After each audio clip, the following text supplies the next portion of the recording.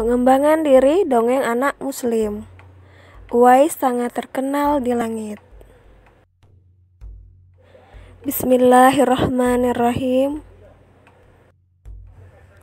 Inilah kisahnya. Di pinggiran negeri Yaman tinggallah seorang penggembala domba bernama Uwais Al-Qarni. Ia terkena penyakit kulit belang-belang di sekujur tubuhnya sehingga orang-orang sering mengejeknya.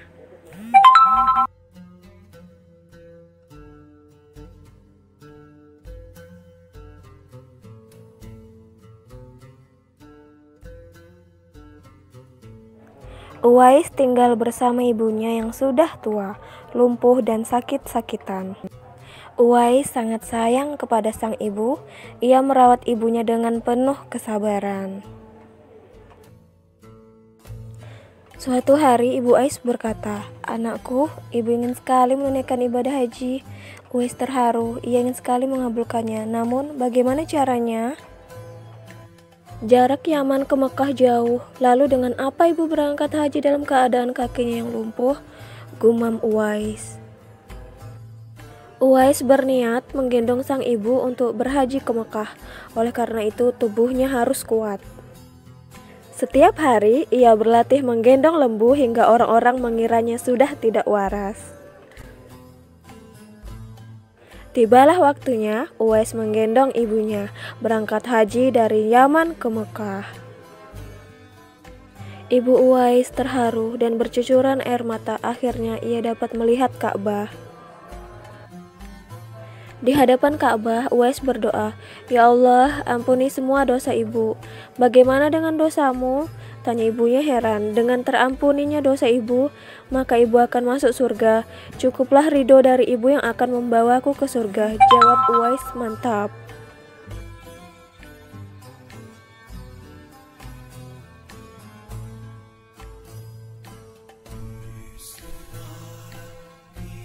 Sepulang dari Ka'bah, Uwais seketika sembuh dari penyakit kulitnya.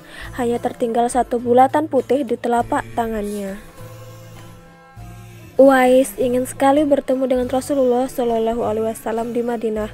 Namun ia juga tidak bisa meninggalkan ibunya dalam waktu lama. Ia meminta izin kepada ibunya untuk menemui Rasulullah. Ia akan segera kembali setelah bertemu dengan Rasulullah Shallallahu Alaihi Wasallam. "Pergilah anakku, temuilah Rasulullah Shallallahu Alaihi Wasallam dan segeralah engkau kembali pulang," ujar sang ibu merestui. Uwais bahagia sekali mendengarnya.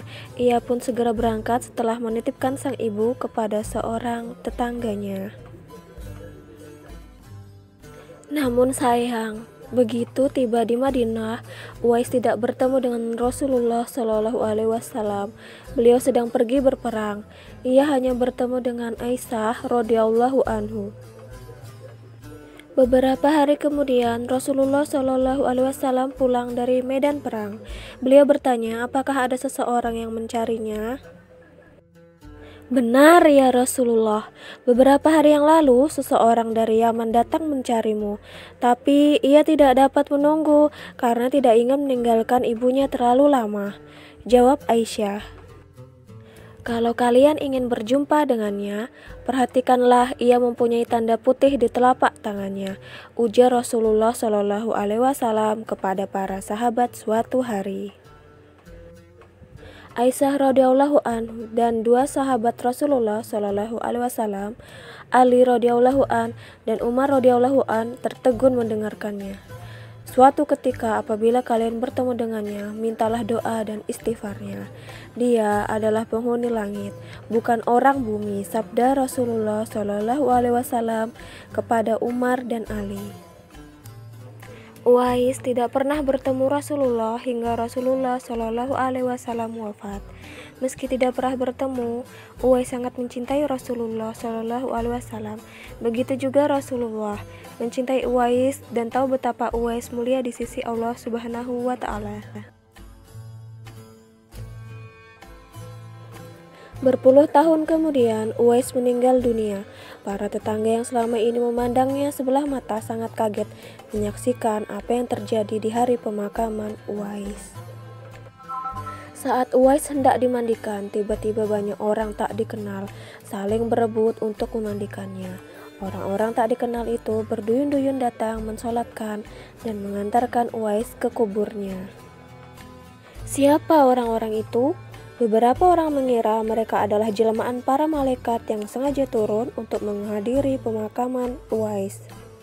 Uwais begitu mulia di sisi Allah dan para malaikat penghuni langit sebab ia sangat berbakti kepada ibunya.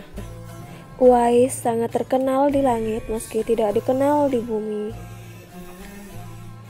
Alhamdulillahirabbil alamin.